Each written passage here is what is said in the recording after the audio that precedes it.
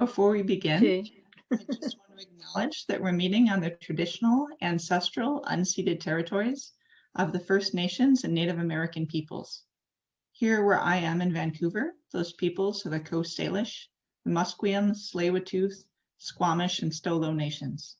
But I know where many of you are, you're on the land of other nations. Always, but especially at this difficult time, if we could remember our sisters and brothers in these nations and pray for the day in which we might be together in right relationship. Welcome. Welcome to Living Interfaith. Know that the whole of you is welcome. You're not asked to leave who you are in your own homes. Please bring who you are in with you. But what you are asked to remember is that everyone around you has brought who they are in with them as well. And all of goodwill are welcome. Bruce and Cheryl.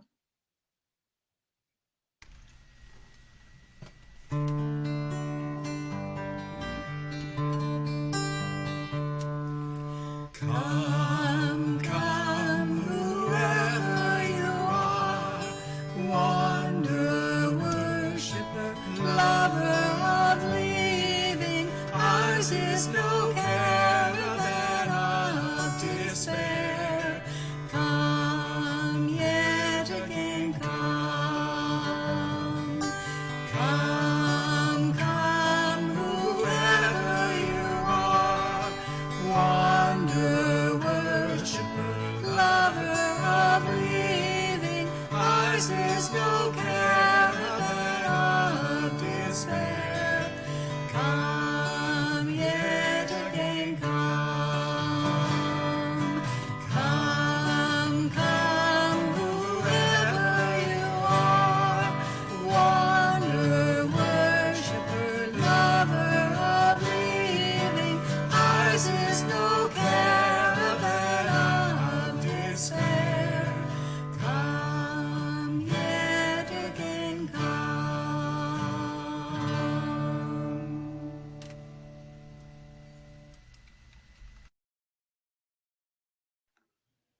Thank you so much.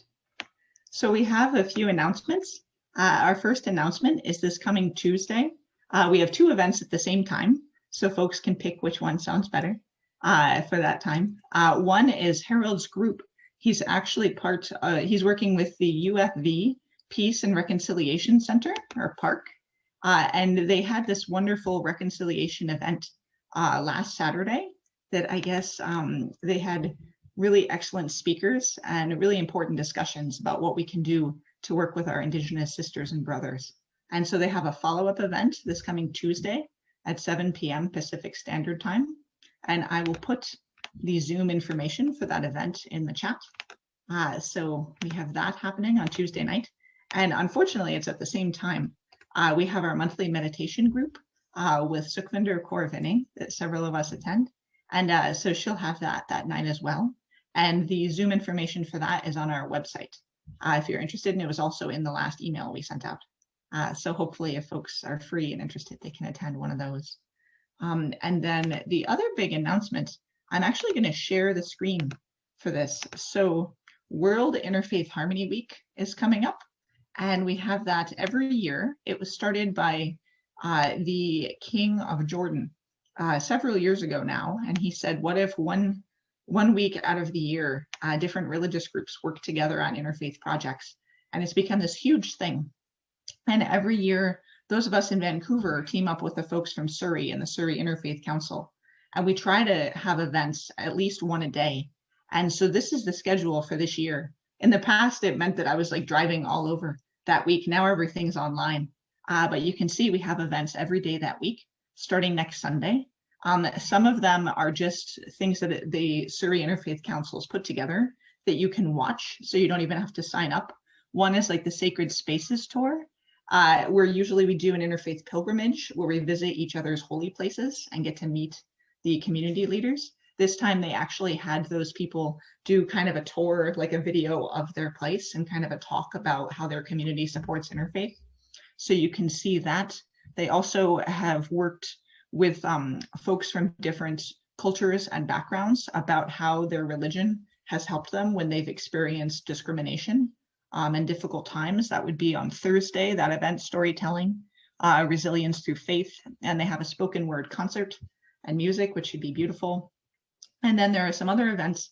One that I've been working on that I think I mentioned actually with Sukhvinder is an event in support of women who've experienced violence. And we've been building care packages for women and children in the different shelters. And there's an event in connection with that on February 1st.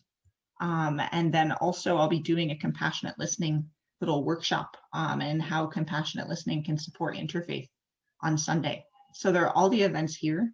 I can also later try to figure out, there we go. Perfect. Try to figure out how to share the picture in the chat. So if anyone wants to share that around or attend any of the events, it'd be really great. It's really kind of our big interfaith thing every year. So I hope you all enjoy some of it.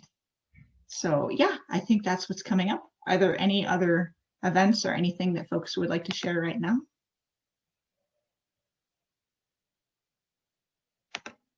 Okay, thank you very much. Let's come into silence for a moment.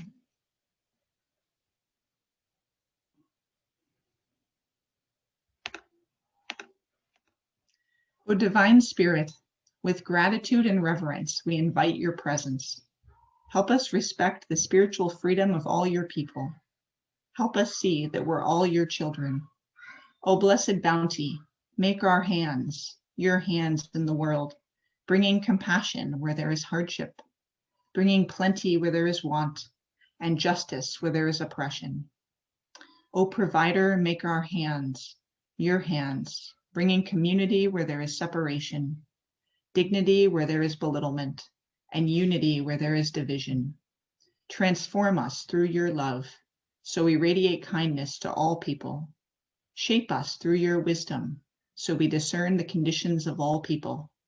And elevate us through your power, so we serve well the needs of all people. We honor you, O Divine Spirit, provider for each and all. Amen.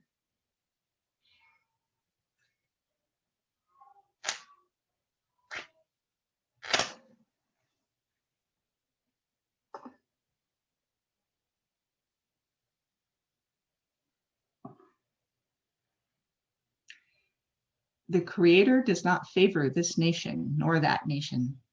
All alike are his family. Why should we make divisions separating one race from another? The crown of humanity rests on the head of every human being.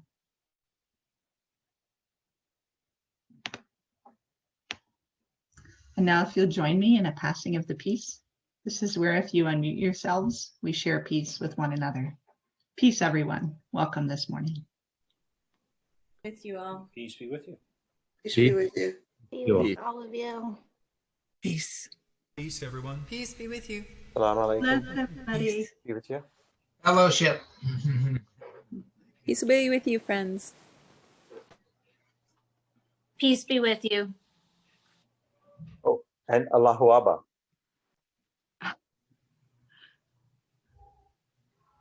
Thank you so much. Bruce and Cheryl.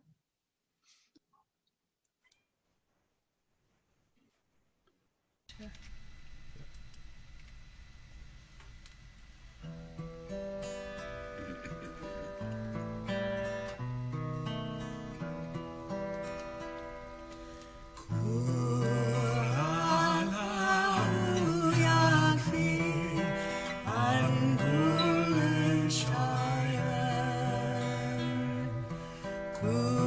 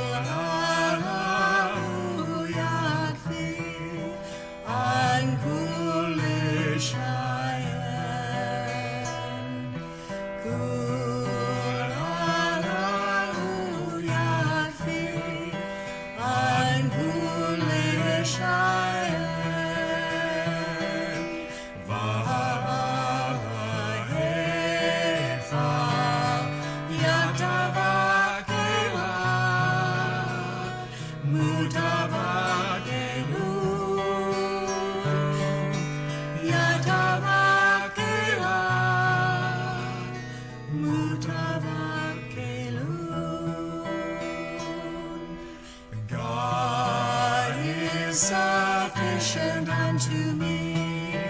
God is the all-sufficing. God is sufficient unto me. God is the all-sufficing. Let the trusting trust. Let the trusting trust. Let the trusting trust. Let the trusting trust. Let the trusting trust.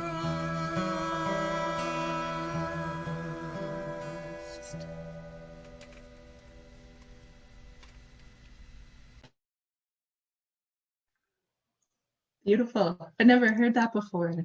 Thank you so much. And now I'll share our joint affirmation. You can say along with me. We come together in peace. We sing together in joy and with love. We worship together in one house, a house with names beyond number. Our paths are many, our beliefs are as leaves, and the tree that we cleave to is nourished by the light of compassion, justice, and mutual respect. May our lives, our beliefs, and our actions help to bring about the world of love we all seek, and let it begin here. Thank you. Now, if we take just a few moments, this is where we all pray in our own homes and in our own ways for anything in the world that really calls to us. As always, there are many things we can pray about now, but I think I'd like to pray for hope. I think this can be a really hopeful time. And if we remember, even in the midst of winter and with all the darkness, that the light will come and spring will come.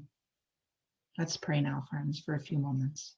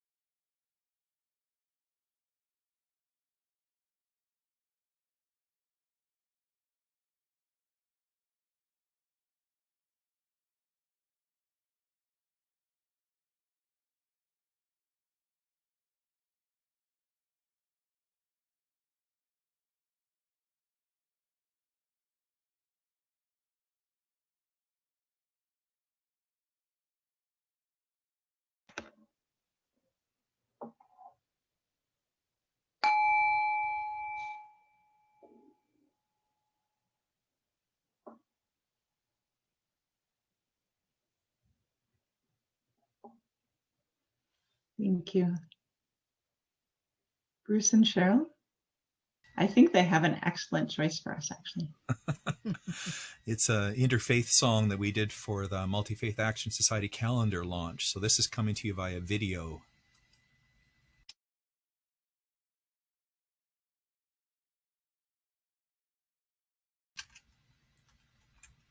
Wrong thing. Wrong thing. There we are.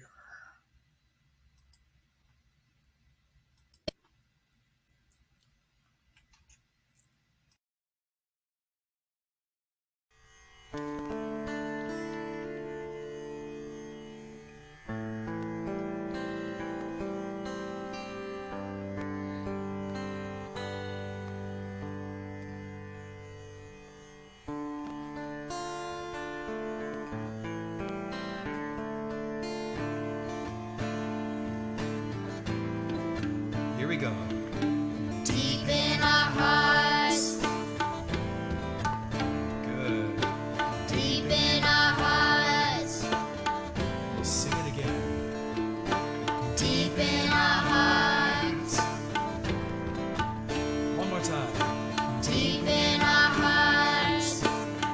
Here's a verse. Deep in our hearts there is a common vision. Deep in our hearts there is a common song. Deep in our hearts there is a common story, telling creation that we are one. Another verse. Deep in our hearts there is a common purpose. Deep in our hearts there is a common goal. Deep in our hearts there is a sacred message. Justice and peace in harmony. Another verse. Deep in our hearts there is a common longing. Deep in our hearts there is a common theme. Deep in our hearts there is a common current, flowing to freedom like a stream.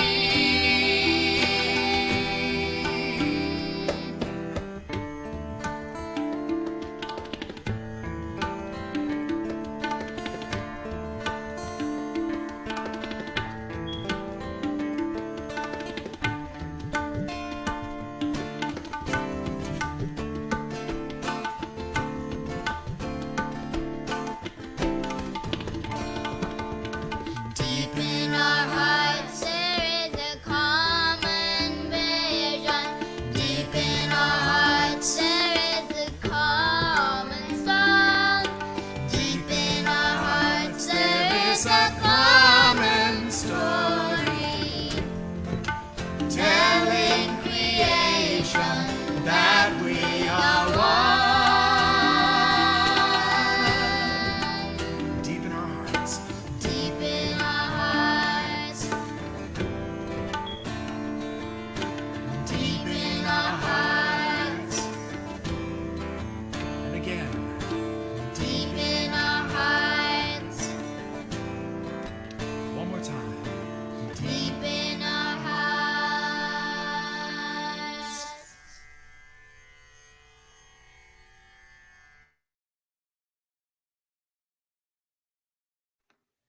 That's so fantastic.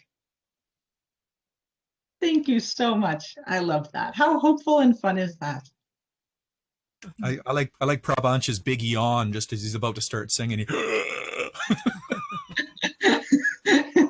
Now I have to go back and watch for that. That's hilarious.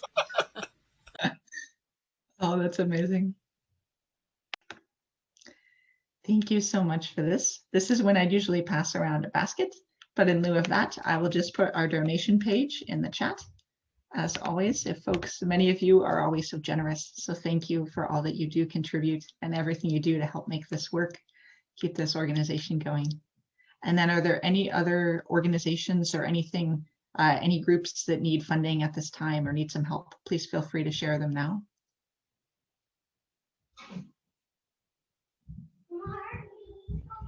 Okay, thank you very much. Bruce and Cheryl.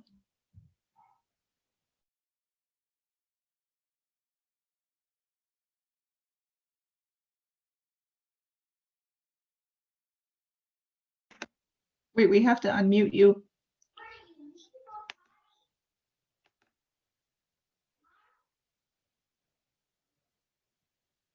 There you go.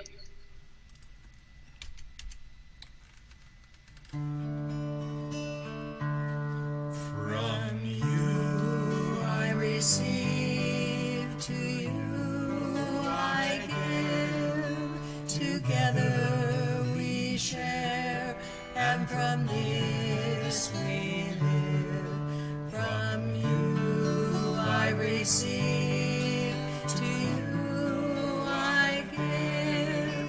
Together we share, and from this we live. From you I receive, to you Together we share, and from this we live.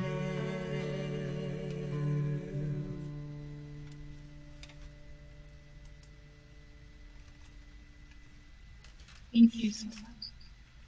And now it's my joy and pleasure to turn it over to Harold Rosen, our good friend Harold. Yes, we'd love to hear from you. Thank you, Kathy. Good to be here again. A lot of you probably have a lot of experience with World Religion Day. I'm not sure. I'm just going to share some notes about it. It's been going on for 70 years. It started in 1950.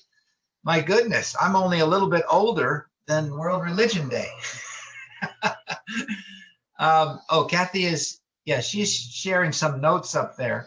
And it's usually the third Sunday of January, and Kathy is interpreting that symbolically, that we're on the 23rd.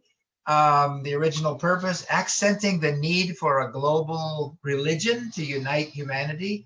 Baha'is of the United States started it, but they didn't understand it as belonging only to Baha'is. It was for to whom it may concern, whoever wanted to celebrate, the common themes of humanity as a whole. And I have here some of the nations that have celebrated World Religion Day: the US, Canada, the UK, Australia, Ireland, Australia, Netherlands, etc. And this is only the ones I know about. I find it very interesting that Sri Lanka and the Congo Republic, actually, the government of those countries got involved and made a stamp, a World Religion Day stamp that said something like, God is the source of all religions. So in other words, World Religion Day had a life of its own, starting in North America and going elsewhere. The themes are the oneness of religion and the oneness of humanity generally, but there are a lot of other themes. I have a quote here from the Baha'i writings about the oneness of religion, saying in effect that, the founders of the major religions were sent by the same author of creation. So in effect, religions are one and humanity gets similar guidance. I put other themes here: global peace, justice, prosperity, unity, embraces diversity.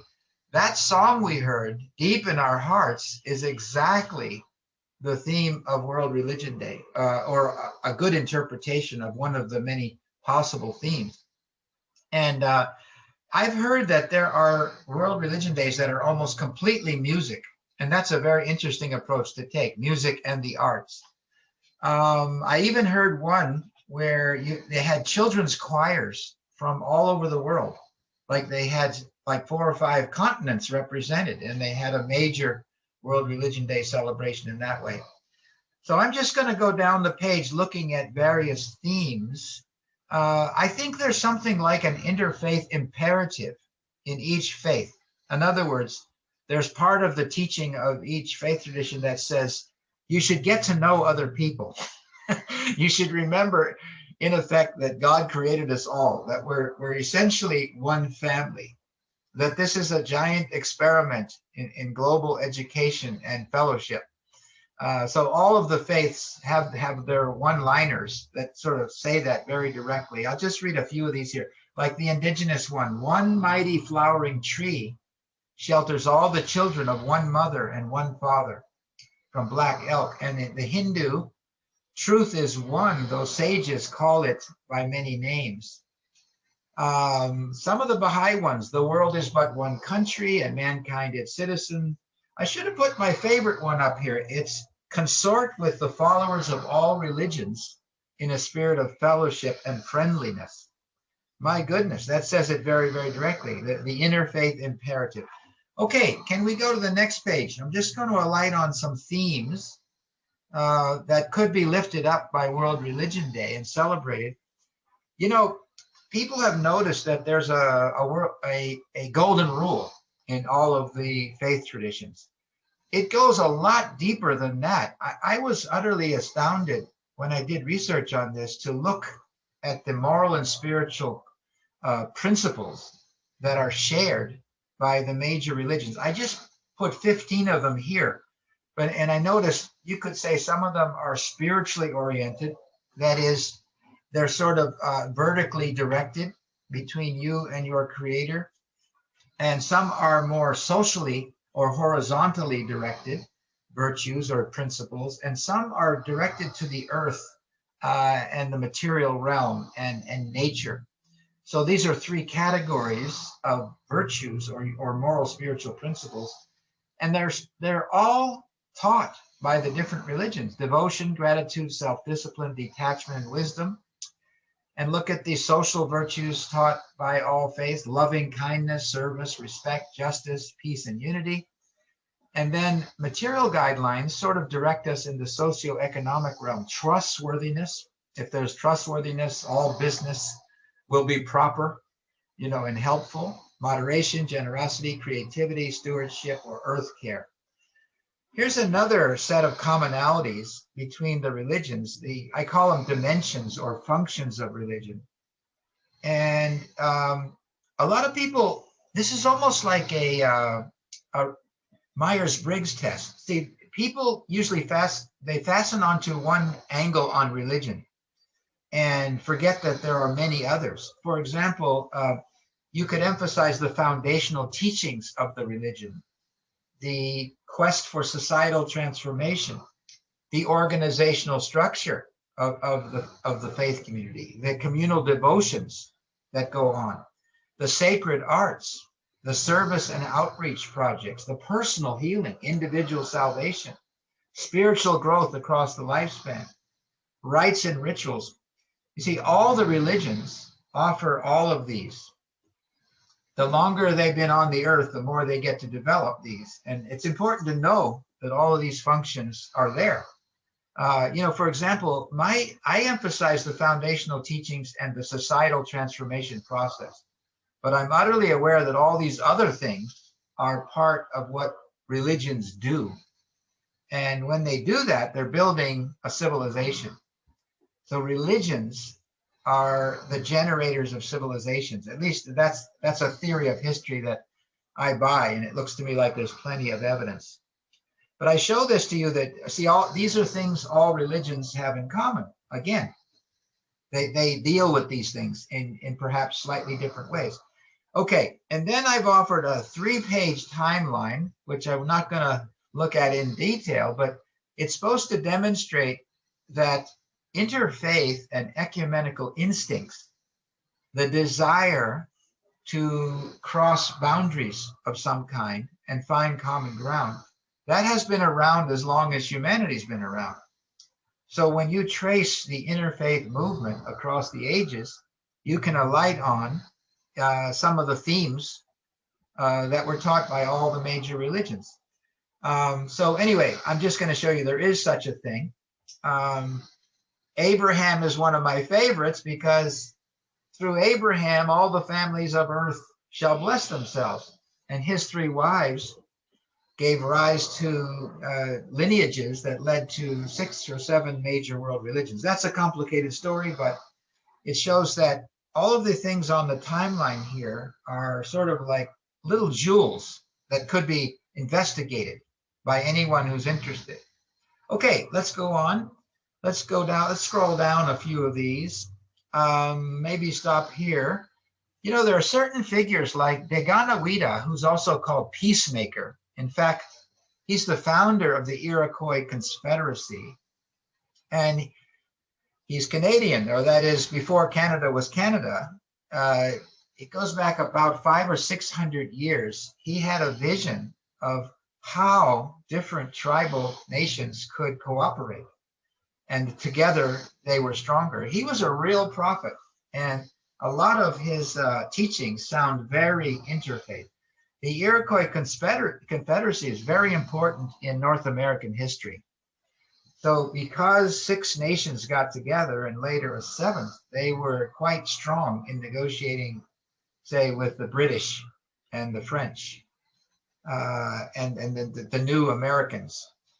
Okay. I have here in 1860, Ramakrishna, a major figure in India, and many people thought that he was the Kalki avatar, the promised one of the Hindu tradition, but he found great truth in other traditions and went out of his way to find the depth of Islam, the depth of Christianity, the depth of all the major traditions of Hinduism and Buddhism and Sikhism, etc. The birth of the Baha'i faith is 1863 with Baha'u'llah's declaration. So I have that here because world unity is a theme of the Baha'i faith, and there's complete overlap between the teachings of the Baha'i faith and something like World Religion Day. Okay, can we scroll down? I want to get through my timeline. You see, 1893, oh my goodness. See, this was the World Parliament of Religions in Chicago. This was the World Exposition. It was the US's attempt to show that it was a rising concern, a powerful nation. But the World Parliament of Religions took over the exposition. That is, almost all the, you'd say, the journalists were attracted to this thing called the Parliament of World Religions, which was one tiny little, you might, side project of the World Exposition, but it attracted the most attention. It's the true beginning of the World Interfaith Movement. However, I have to back up. Kathy, please go back to Akbar the Great. I'm sorry to have skipped him. Do you see here, it says 1575. Akbar was the ruler of India, a very universalistic Muslim man who got fascinated with the religious and cultural diversity of India. So he said, you know, it looked to him like there was truth in all the religions, in Buddhism, in Hinduism, in Christianity. You know, even Jews had gotten into India, into a little town called Goa. And there were Zoroastrians in India. There were Sikhs. In fact, the Sikh faith was just emerging. So Akbar built a temple where all religions could come together and worship. Kathy, this guy is your predecessor. This was like a living interfaith sanctuary in northern India. Amazing stuff. So, in other words, they would share each other's prayers, scriptures, they would have discussions. And so Akbar says, you know, it looks like it's all one faith. Let's call it divine faith. And he actually tried to start a new syncretistic religion. It didn't quite work because soon after him, everyone went back to their own faith tradition, but he showed the universality of the different religions. Okay, let's jump ahead again. Sorry. And yeah, look here where it says, all right, this one, stop. Now, after the World Parliament of Religions, a whole bunch of international interfaith organizations started developing. International interfaith, not just local, like in Vancouver, or even national, like the North American Interfaith Network, NAIN. International ones, right? Quite extensive. So IARF is the first one, International Association for Religious Freedom. That's still going on. I happen to have had the privilege of being the Canadian chair of the IARF chapter for about 6 years.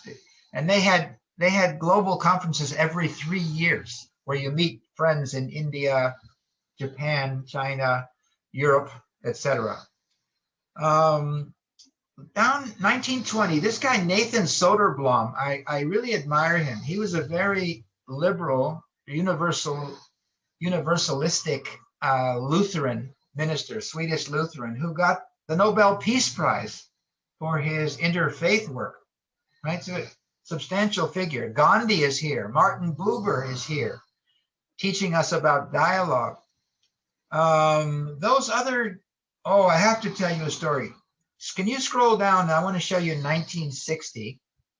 It says TOU, Temple of Understanding. I should have written here, Judith Hollister. She's the founder of this, Judith Hollister.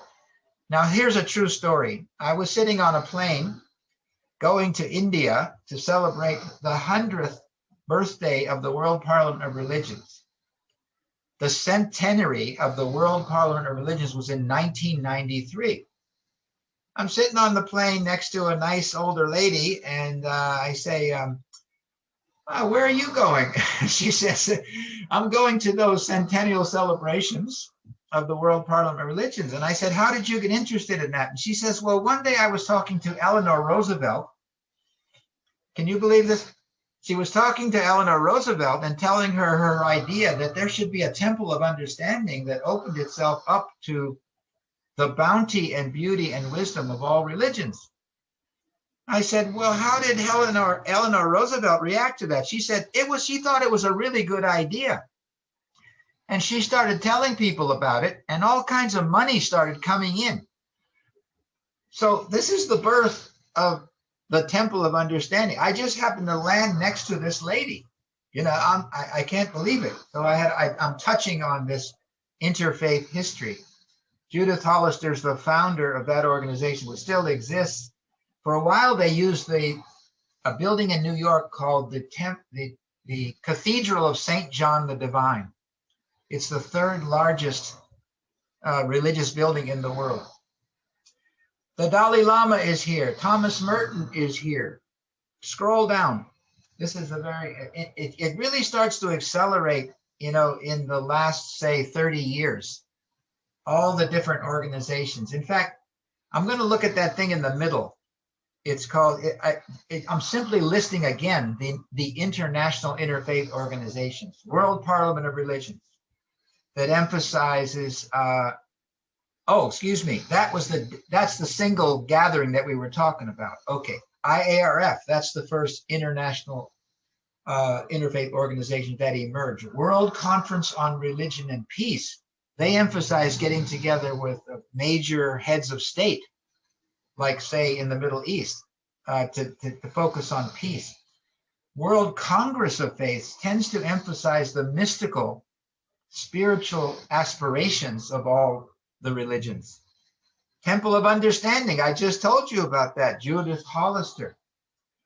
The next one to emerge was the Council for a Parliament of the World Religions. See, as the centenary of the World Parliament was approaching, something emerged called the Council for a Parliament of World Religions, which meets every 5 years now, all over the world, every 5 years. Major conferences, sometimes 12,000, 15,000 people come to them. Then the next one, 1995, United Religions Initiative. This was started by Bishop Swing, an Episcopal minister in San Francisco, who thought there should be something like a United Nations for religions. So that's the United Religions Initiative, which has jumped all over. There are expressions of it and projects all over the world. In 1998, they noticed that economics should be guided by moral spiritual wisdom. So they got together economic experts and religious leaders and said, let's talk about the common principles we need to transform the economic order so that it's peaceful and fair.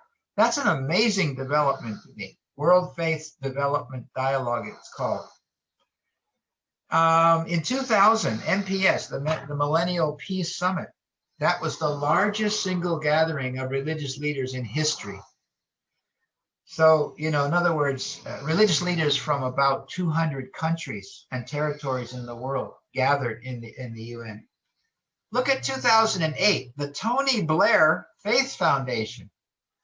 You know, after he retired from being, prime minister in England, he had to have a job. He got very interested in interfaith. Tony Blair Faith Foundation deals a lot with the Middle East. Again, negotiating diplomatically for peace in a troubled part of the world. Karen Armstrong, someone I really admire. She started this thing called Charter for Compassion. She's a world religion scholar who noticed that compassion seemed to be the single strongest missing link in the teachings of all the religions. So that's a movement that began in 2008. And then Kathy also mentioned the World Interfaith Harmony Week that started, I think it was initiated in Jordan to the UN. So it was declared in 2010 something that the rest of the world should do, have a week, the first week of February. And Kathy shared some of the local events that are coming up. Okay, a couple of more things I want to share, and then I know I should shut up because we're running out of daylight. Here's my theory of interfaith cooperation, that there's sort of a stage theory, that we start out with education and dialogue. You might say those are slightly more intellectual processes and they're easier to do. In other words, learn about other faiths and talk about it. Then look at the second two, fellowship and solidarity. This is, Kathy's doing this. And you're doing the third set too. I call the middle one social. You're actually trying to create new friends from different faith traditions. I call this fellowship and solidarity. Solidarity means, rolling up your sleeves and working on justice, peace, and earth care causes. And then devotions, sharing co-designed programs of sacred time and space. That's hard to do, actually. So I say it's further down on the developmental scale, co-creating worship. And then unity is the awareness at some point that, the differences between you are just negligible. You're part of the human family and you've discovered this. Anyway, so this was my theory, and I thought this is, they should put this in textbooks and teach this to humanity. But then I noticed it doesn't happen this way in this order. In India, they start out with 5 and 6. They do that first. And then they back up into education, dialogue, fellowship, and solidarity. So I realized I was giving a sort of North American or a Heroldian version. It's people like me develop in this way, and others might develop in another way. Okay, let me show you some more notes. Kathy, this is just for you at the end here. Visions of the promised day for humanity. Now, didn't you say something about comparative eschatology? That's the fancy theological term for noticing that, the major world religions all have something to say about the future of individual souls and the future of humanity as a whole. So eschatology is the doctrine of end times, which is a little bit misleading because end times means the end of one thing and the beginning of something else. So you could say eschatology looks at the turning points in religious history, turning points, the end of one era, the beginning of another. So the end of one world is the beginning of another world. Now what I've listed is some of the traditions, and I put in bold print the name of the promised day. Just to clarify, if you study prophecies, you'll get a headache very quickly if you study comparative prophecies, because they're very complex. However, if you put them in 3 baskets, 3 kinds of prophecies: prophecies of decline, prophecies of the promised one, or savior, or avatar, or enlightened one who's coming. Okay, so prophecies of decline or doom, that's one kind. Prophecies of the promised one, and then prophecies of the promised day. The promised day is an era, a vast era. So I want to just look at these terms. Indigenous terms for the promised day would be the one hoop. My goodness, every nation has a hoop, but if there were a hoop of all hoops, that would be an interlinking of humanity. Rainbow nations. I'm just giving you some images for indigenous concepts of the promised day. In the Hindu tradition, the Kalki avatar is to bring about a new golden age. This implies there were golden ages in the past, and a new golden age is coming. A Zoroastrian term, the final restoration. Oh my goodness, the time when all souls will be saved, universal salvation. In fact, this whole topic, comparative eschatology, deals with the question of universal salvation. How many will be saved? Kathy, I'll give you a hint for my answer. Everyone will be saved. In other words, God is so powerful and so good that everyone is going to be saved. Now, there may be some things we have to do in the meantime in other realms or on earth to get there. Anyway, I'm just giving you a sneak preview of Harold's comparative eschatology. Going down the term, Buddhist term, the pure land of the Western paradise or the universal Dharma realm. These are terms for the promised day from a Buddhist perspective. Confucian and Taoist terms, Chinese terms, the grand unity and the great peace. If all of these terms sound similar to you, that's because they're similar. They're very comparable. At least I think so. So Kathy's really onto something if she's going to do a PhD dissertation on this profoundly important topic. Jewish, have you heard the term kingdom of heaven on earth? That sounds like it would be pretty good, and that's what humanity is building toward. The Christian term, the new millennium, or a new heaven and a new earth. I'm not pretending that these terms that I'm offering you are the only ones used by the traditions, but they're important ones. An Islamic term, the day of renewal. Wow, humanity is going to be renewed by divine guidance. That has other scarier sounding terms too associated with that. The day of reckoning, the day of decision. And then the Baha'i term, the most great peace, is one term for the promised day for humanity. Other descriptions of it are the spiritual maturation of humanity, which I like. It implies this is a developmental process. There will come a point where all those virtues that are taught are actually followed. And we build institutions based on all those virtues, like loving kindness, peace, justice, generosity, etc. Okay, Kathy, that's all I want to share. I'm just trying to illustrate World Religion Day is a wonderful excuse for people coming together to emphasize common ground and the building of a better world. Thank you so much, everyone. I don't think we have any more time, but if we do, maybe there could be a question or a comment. But I think this is probably enough. Thank you, Kathy. Thank you, everyone. This was wonderful. Thank you so much, Harold. Are you okay with me sharing this worksheet in the chat? Absolutely. Please send that to whoever wants it. And I hope people can beautify it and put some pictures and symbolism, like that thing behind Kathy on the wall. That needs to be there when you're dealing with world religion. I sort of feel sheepish that I didn't beautify those notes, but you get the idea and you see the possibility. No, it's wonderful. Thank you so much. I think Bruce and Cheryl have one more song for us, and then we can close out. Thank you. Where is it? Here? Oh. This was a suggestion from Harold for a good Baha'i song for the day.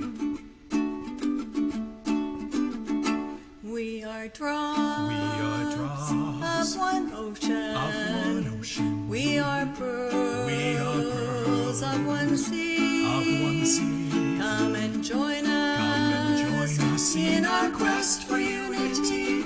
It's a way of life for you and me. We are flowers of one garden. We are leaves of one tree. Come and join us in our quest for unity. It's a way of life for you and me. All the world is one country. We are one. Can't you see? Come and join us in our quest for unity. It's a way of life for you and me. We are drops of one ocean. We are pearls of one sea. Come and join us join us in our quest for unity. It's a way of life for you and me.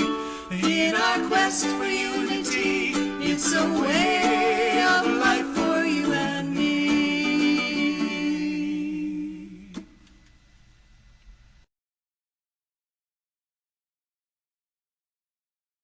Wonderful. Thank you so much. Friends, let us go now in love and joy, holding each other in our hearts and hopefully bringing about this unity and this peace in the future. Thank you so much.